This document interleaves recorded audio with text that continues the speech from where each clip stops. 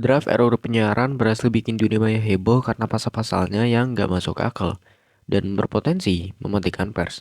Ya gimana enggak, di RUU penyiaran ini banyak banget larangan-larangan terhadap kebebasan berekspresi. Dan yang paling kenapa konten kreator pun kena gitu loh dalam draft RUU ini. Padahal kan platform-platform digital seperti YouTube, Instagram, dan TikTok juga udah punya standar aturannya masing-masing untuk menseleksi mana konten yang layak dan yang tidak. Jadi buat apa KPI ikut campur dalam urusan konten kreator ini? Dan yang bikin gue bingung juga, motivasi apa yang ngebuat KPI dan DPR ngebet banget buat ngesain RUU ini?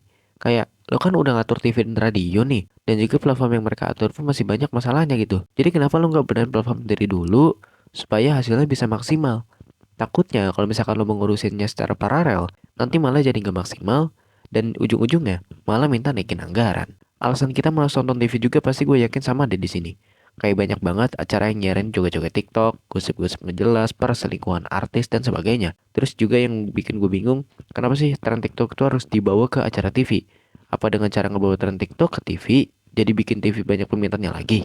Ya kalau pakai skema ini terus-terusan, jatuhnya TV itu jadi pansos ke platform media digital. Dan juga nggak bakal works. Karena para audiens kan udah nonton duluan kontennya di platform media digital. Terus juga banyak keluhan tentang penyensoran di TV yang gak masuk akal. Kayak pantil sapi di blur, film-film perang disensor senjatanya, atau yang paling parah, bikinnya Shizuka itu di blur coy. Lo bisa cek sendiri dah kalau penasaran. Maksud gua tuh harus sampai segitunya kah? Jadinya kan faktor itu juga yang ngebuat orang-orang akhirnya pindah ke platform media digital untuk ngehindarin penyensoran yang nggak masuk akal. Nah karena hal itulah gue buat video ini buat ngejelasin ke kalian apa aja pasal yang bermasalah dan yang bikin yang terkandung dalam RUU penyiaran ini. Agar kalian tahu dan dapat berpikir nih, kalau misalkan RUU ini diterapkan di platform media digital, itu dampaknya buruk atau tidak. Oke, sebelum kita mengupas lebih jauh tentang RUU penyiaran, kita wajib tahu dulu awal mula RUU penyiaran itu sendiri. RUU penyiaran pertama kali dicetuskan pada tahun 2012 oleh DPR dan juga KPI.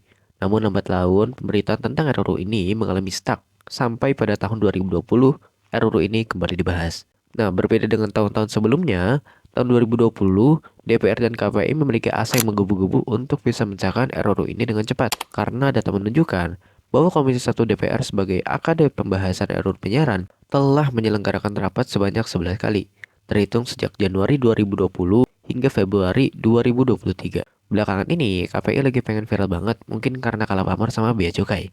Ya gimana enggak? Soalnya draft RUU penyiaran yang belakangan ini baru banget dibahas, berisi pasal-pasal yang sangat memberatkan pelaku media digital gitu loh.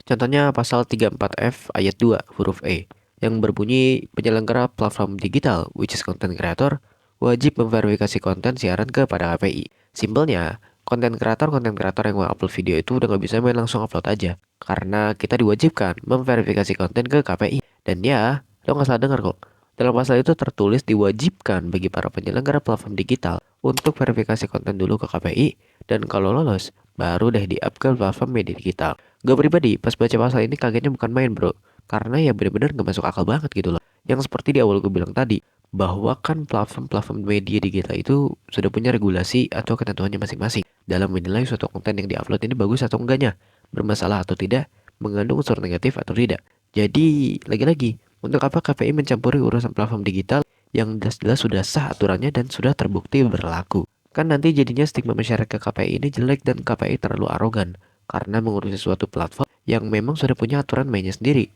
Dan ternyata setelah gue pelajari lebih dalam, tidak hanya konten kreator berbasis video yang dapat ditonton kembali aja yang kena, tapi para konten kreator live streaming pun juga ikut terjerumus. Kalau selalu mengikuti aturan yang membatasi berekspresi begini, gue takut para konten kreator live streaming gak bisa bikin konten yang spontan lagi gitu loh. Gak bisa teriak-teriak, gak bisa lagi kaget terus bilang. Dan ujung-ujungnya, jadi gak seru lagi kalau terlalu banyak larangan dan tidak bolehnya. Gue takut para penyelenggara platform media digital itu jadi kayak TV, yang apa-apa disensor, apa-apa di-cut gitu loh. Karena ya mereka melakukan itu bukan tanpa alasan sebenarnya. Mereka menghindari teguran dari KPI. Nah buat yang belum tahu, mungkin sebagian besar dari lo mengira bahwa KPI itu tugasnya nyensor dan cut konten di TV. Tapi faktanya KPI itu tugasnya bukan nyensor atau nge-cut. Tapi mereka itu tugasnya memberikan teguran kepada stasiun TV bila ada konten TV yang dianggap bermasalah. Nah masalahnya, karena takut ditegur sama KPI, otomatis para penyelenggara stasiun TV ini pada main aman buat nyediain konten. Jadi suka nyensor-nyensor hal yang memang seharusnya nggak disensor. dan jadi suka ngekat hal yang memang gak harusnya di-cut. Nah, maksud gue dengan aturan KPI yang udah jalan pun, mereka sangat membatasi kebebasan berekspresi daripada penyelenggara stasiun TV. Padahal masih dalam batas koridor yang wajar. Makanya, hal-hal kayak gini tuh jangan sampai terjadi lah di platform media digital. Setelah gue baca satu-satu dan gue baca lebih dalam pasalnya dari RUU penyiaran ini, gue nemuin satu pasal yang menurut gue dan mungkin mayoritas orang berpikir juga bahwa pasal ini dapat mematikan kreativitas jurnalistik. Ialah pasal 50B ayat 2 yang berisi larangan penayangan eksklusif jurnalistik investigasi. Bila disahkan, pasal ini dapat melanggar hak kemerdekaan pers dan juga hak publik atas informasi. Serta perlu digarisbawahi juga, pasal 50B ayat 2 ini bertentangan dengan pasal 4 ayat 2 UU nomor 40 tahun 1999 yang berisi tentang pers yang mengatur pers nasional itu tidak dikenakan penyensoran, pemberedelan, atau pelanggaran penyiaran. Jadi pasal yang melarang jurnalistik investigasi ini gak masuk akal banget kalau memang disahkan dan diterapkan di negeri ini. Karena negara kita negara demokrasi, bos. Gak bisa lo main atur sedemikian rupa dengan banyaknya larangan-larangan tentang kemerdekaan dan juga hak. Koreksi bila gue salah ya. Gue berpikir pasal ini tuh jatuhnya kayak komunis. Padahal negara kita mengandung sistem demokrasi yang mengedepankan kepentingan masyarakat dan kebebasan berpendapat. Dan selama ini pun, jurnalistik investigasi tidaklah buruk bagi masyarakat. Malah banyak hal-hal positif yang bisa diambil dari kegiatan tersebut. Masyarakat jadi terhindar dari hoaks, bisa lebih paham akan suatu kejadian dikarenakan jurnalistik investigasi mengupas tuntas kejadian tersebut secara menyeluruh. Dan yang pasti bakal meminimalisir kubu pro dan kontra bila suatu kejadian dikupas secara menyeluruh lewat investigasi. Nah, mungkin dari lo bertanya-tanya nih, apakah DPR dan KPI tidak mengklarifikasi pada masyarakat tentang pasal 50B ayat 2?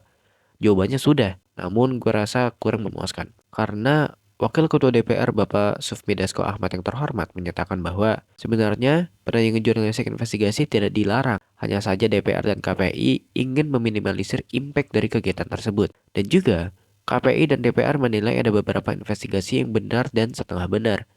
Jadi karena hal itulah KPI dan DPR ingin mengatur jalannya kegiatan tersebut agar berjalan dengan baik. Nah, pernyataan dari Bapak Sufi Dasko Ahmad yang terhormat ini, gua nilai masih terlalu mengawang-awang dan gak ada poin yang jelas sama sekali di situ. Pertama, impact apa yang harus diminimalisir? Dan yang kedua, apakah dengan banyaknya larangan yang mereka sebut sebagai aturan, bakal membuat investigasi yang semula setengah benar jadi seutuhnya benar gitu? Kan lucu jadinya. Aturan yang banyak larangan ini diharapkan bisa membuat investigasi yang awalnya setengah benar jadi seutuhnya benar dengan ditambah impactnya yang kecil. Gue juga nggak kaget sih kalau memang tujuannya seperti itu. Karena bila jurnalistik investigasi dinilai sama pemerintah, pasti dilihat dengan sudut pandang pemerintah. Dan impactnya pun tidak boleh besar.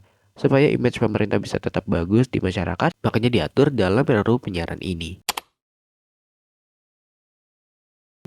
Yang bikin gue khawatir tentang RUU seperti ini, negara ini bakal jadi melenceng dari paham demokrasi yang kita anut selama ini.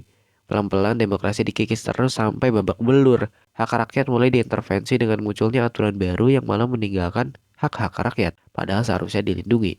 Nah, untuk KPI dan DPR, kami ini tidak kekurangan larangan, tetapi kami kekurangan akses agar bisa berekspresi dengan bebas.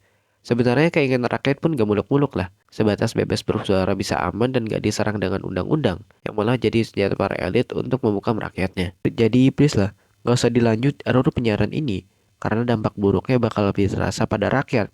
Rakyat jadi gak bebas buat berekspresi dan bersuara. Nah, gue ada pesan untuk para konten kreator dan pelaku media digital. Ayo, sama-sama kita tolak RUU penyiaran ini. Karena kalau enggak, hak kita sebagai penyelenggara platform digital bakal dirampas oleh aturan yang gak masuk akal. Ya oke, mungkin segitu aja bahasan dari gue. Gue Parmudi Armadani dan gue menolak RUU penyiaran.